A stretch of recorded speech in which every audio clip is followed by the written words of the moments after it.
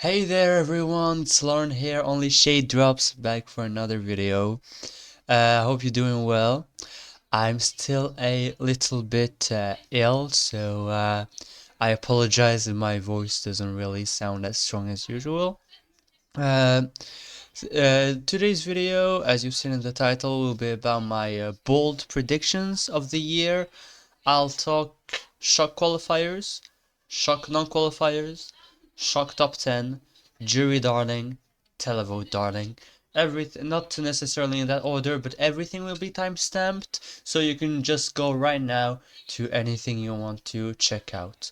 Um, these are like pre-rehearsals, bold predictions, so feel free to throw stones at me for this. It's very much possible that none of them become true by May. I may have them all wrong, but then if one of them is right, I will call myself a genius. Forgive me for that. So, without waiting, let's start with our bold predictions of the year. Just before that though, please don't forget to subscribe, put a little like, follow me on social media, X Blue Sky, links are in the description below. I will see you there. Let's go for the bold predictions. First prediction, Serhat. No, that's for bald, not bold. Alright, so had to make a little joke there, sorry. So the first one I'm gonna be predicting is the shock qualifiers, and the first one here is going to be for the first semifinal. Let me turn on the lights here though so you can see me a little bit better. The first one here is going to be Portugal, Deslocado by Napa.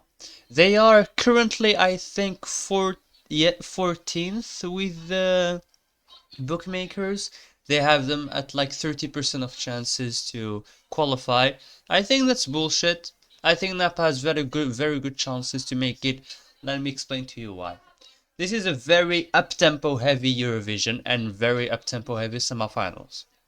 In this semifinal, we have like two actual really slow songs that are not very competitive. And I mean, it's actual two very slow songs, Portugal and Slovenia. The slower songs, which were after these, I don't know. I wouldn't qualify any other song as slow here. Maybe Azerbaijan, but that one is not even slow. I think at least one of them will make it. Either Portugal or Slovenia. Someone has to eat up the granny votes. Like the grandmas are gonna make someone qualify. And I think with their excellent running order, that Portugal does have a better shot than Sweden. I think that Spain is also voting in the semifinal, so that gives them a nice little bit of an edge here. And yeah, I just think that with this very sweet song, a lot of people will like. I think a lot of people will think it stands out and will vote for it. I think that Portugal is going to make it to the grand final. And once in the grand final, they'll get a pretty decent jury score and they will not end up bottom 5 of the final. I'm pretty sure of that. So, my shock qualifier in semifinal 2. I actually have 2 shock qualifiers there, but even maybe 3, but that one is still under deliberations. Oh, deliberations. Very fancy word. Yeah, this is like the fever. Don't mind me. And okay, I have 2 shock qualifiers, but one of them is going to appear further in the video, a little bit later. So I'm just going to talk here about one of them, and that one is Denmark. Now, would Denmark be a shock qualifier? According to the bookies, yes, because Denmark is 12 in the odds. But then once again, we do have like a lot of songs pretty close for a qualification spot here in semifinal 2. And like, I mean, if you look at what the bookmakers are saying, you have Ireland, Serbia, Denmark, all 53, 50, 47%. Luxembourg is not 100% safe qualifier, even though I think it will make it. Greece, in my opinion, is maybe in danger. And you have some other songs that can make it. But here's what I think. We have a very up-tempo heavy semifinal once again, very female up-tempo heavy semifinal. So why do I put Denmark here? Is it gonna beat Finland? No. Is it gonna beat Luxembourg? Maybe. Is it gonna beat Malta? Maybe. Is it gonna beat Ireland? I sadly really think so. I don't think Ireland is making it, even though I love Ireland. I think people are sleeping on Sisal. I think the reason why she's 12th in the odds is because her staging in the national final was garbage. Throw it away, throw the dress away, throw all of the staging away, and that's what she's doing. She also, I think, told that she didn't like her Danse de Melody Grand Prix staging, and they're working on the staging for her. And I think that with her quality as a vocalist, and how catchy this song is, she only needs a good staging to make it. So I am putting my bet on Denmark serving a good staging. Because I know that Cesar will get the work done. And even with a bad staging, this would have some kind of a shot. But not a very good one. So I am putting a bet on Denmark having good staging, and for me, if Denmark has a good staging, they're gonna make it. So now that we had some positivity, some shock qualifiers that make everyone happy, let's get to shock non-qualifiers. And for the first semifinal, I mean, there's one that immediately stood out to me. It's Cyprus. I don't see it. Like, we know Theo even is a great dancer. But the studio version, there's so many effects on his voice, so much autotune. This gives me like uh, Pia Maria for Austria a few years ago. I'm getting these vibes of a live that's completely flopping. I I think if Theo even is good vocally, has a good staging and everything, he should make it easily for Cyprus. But I don't know. I don't have good feelings about this. Obviously, I have no clue about how good Theo even is live vocally. But I, if I have to pick a shock non-qualifier here, it would be Cyprus, because I don't see any other one of the odds qualifiers like flopping. Albania makes it, I think Poland makes it easily, Belgium. I can see San Marino being somehow of a shock non-qualifier, but they will still make it, I think.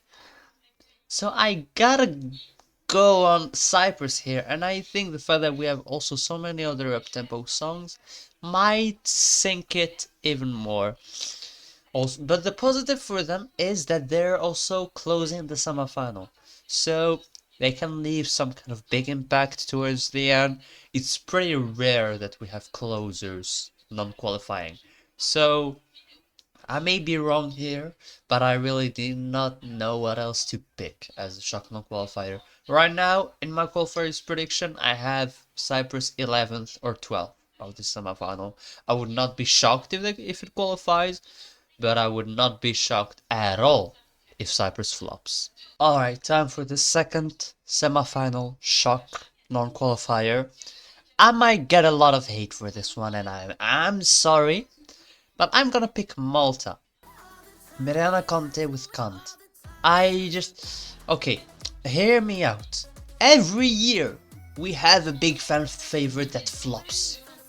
Like Austria in 2022, Belgium last year. Don't remember what was the big fan favorite flop in 2023. Was it Albania's year 2023? I don't know, maybe.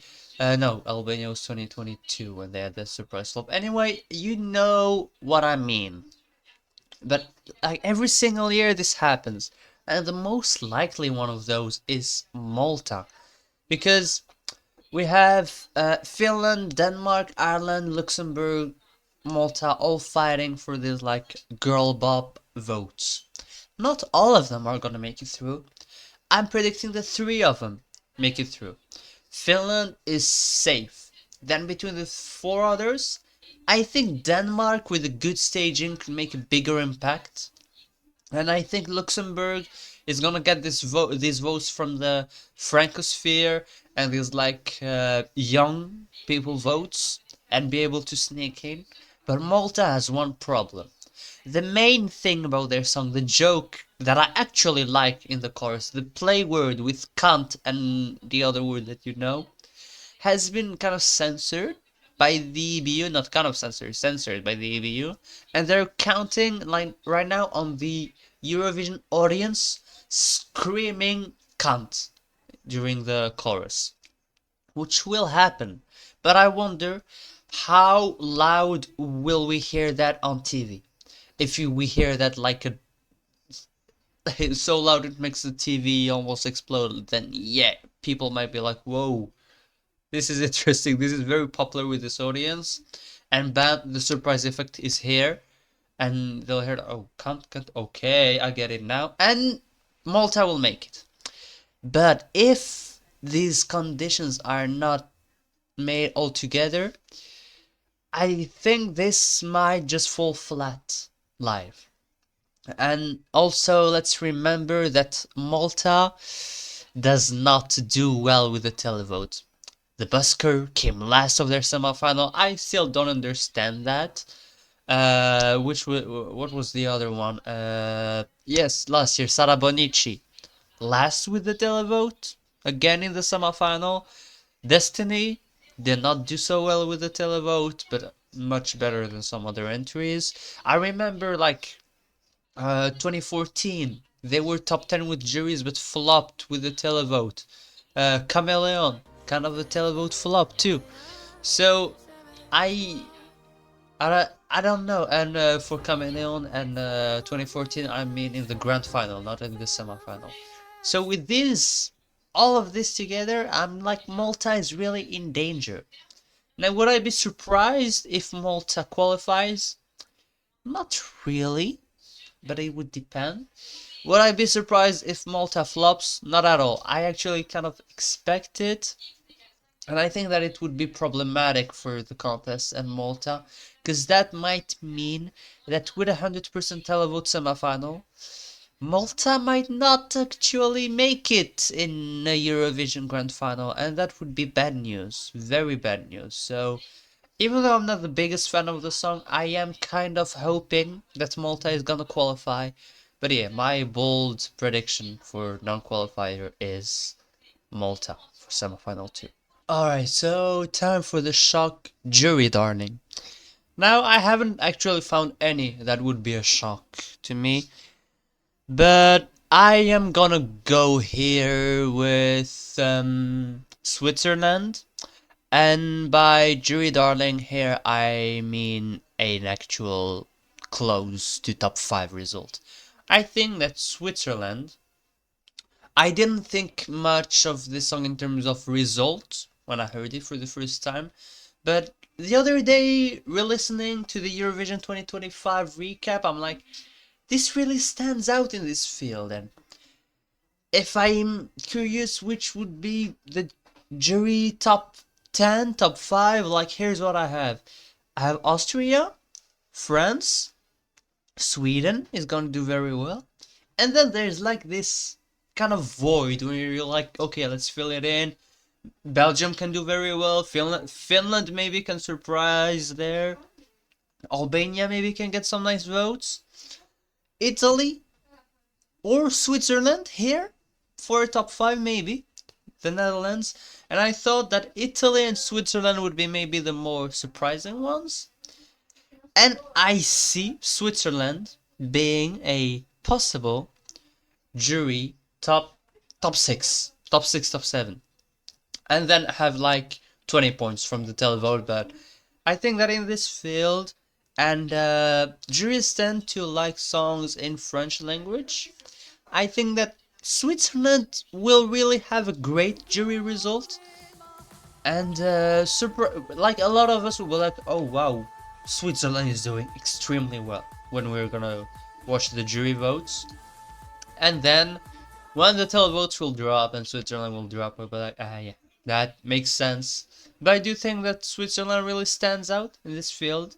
And well, France will eat up some of its points. but I think it will still be strong enough to be at least, at the very least, top 10 with the juries. The big question though is the staging. Like, if they kind of mess it up, don't make us feel that atmosphere, they might be fucked, they might flop. But if they have a really great staging, which is what I tend to expect from Switzerland, and they tend to deliver with stagings, then I think that they can do very well.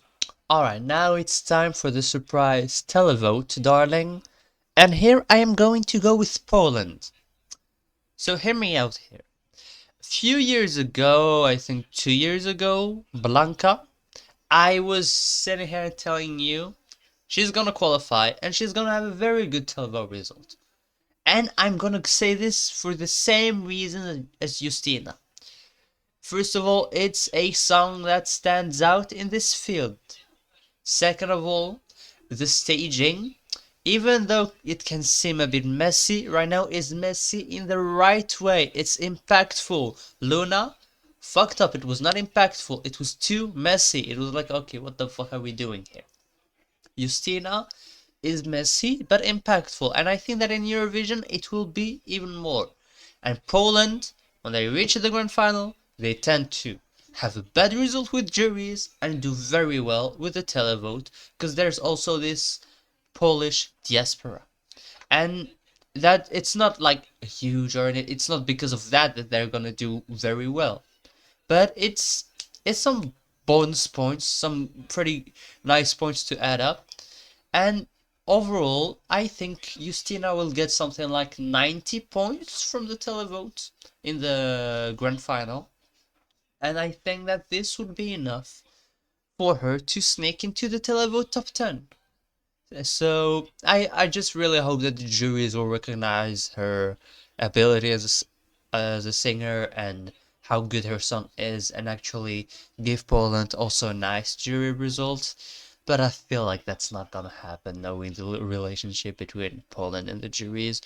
I wish it could happen though.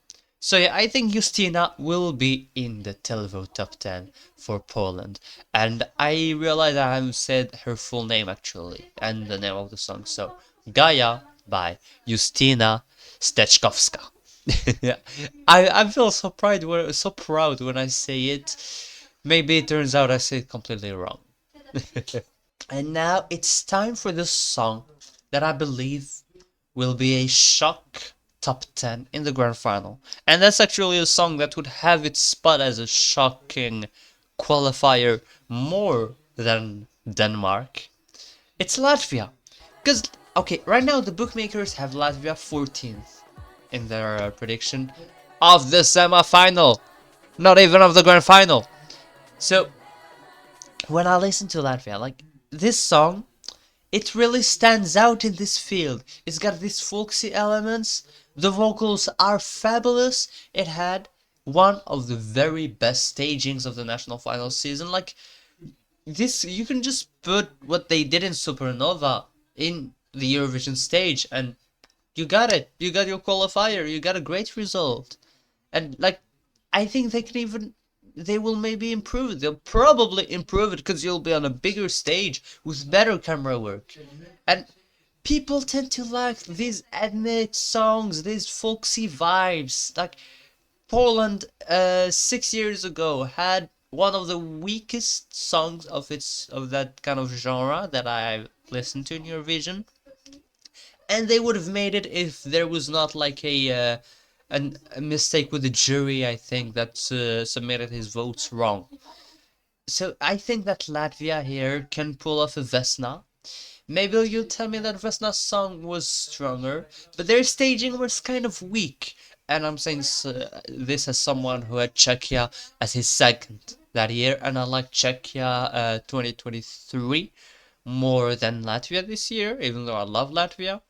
And yeah, I believe that Latvia can get some result like 10th in the jury, 10th in the televote, and bam, you've got it. You've got your top 10. So I think a lot of people are sleeping on Latvia. Stop sleeping on Latvia. Wake the fuck up. Latvia is coming top 10. I'm calling it. I've been calling it for 2 months now, and I'm gonna stick with it until the grand final night. and then you'll see that they'll not qualify. And everyone, you can throw stones at me if they don't qualify. But hey, I'm gonna stick with this. Latvia top 10 in May. And that was the last one. So you can feel that I'm very tired right now. I'm gonna go rest for a little bit. Thanks a lot for watching this video. I hope you liked it. If you did, please pull a like, subscribe, follow me on social media, X Blue Sky. Links in the description below. I don't know why I do this. It's not like it's gonna appear out of sudden on the screen. But yeah, thank you very much. Bye bye.